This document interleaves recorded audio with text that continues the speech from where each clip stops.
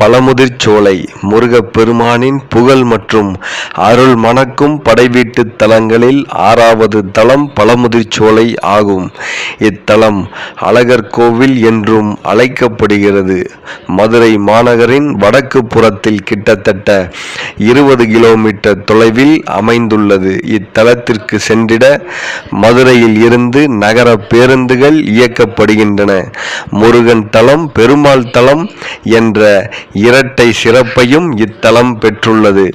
இத்தலத்தில்தான் முருகப்பெருமான் தமிழ் மூதாட்டியாம் ஔவையாருக்கு சுட்ட பழம் வேண்டுமா சுடாத பழம் வேண்டுமா என்று கேட்டு சுட்ட பழமான நன்கு பழுத்த பழங்களை உதிர்த்த திருவிளையாடல் நடைபெற்றது. இத்தலத்தில் முருகப்பெருமான் பழங்களை, அதாவது ஔவைக்காக நாவல் பழங்களை உதிர்த்த காரணத்தால் பழம்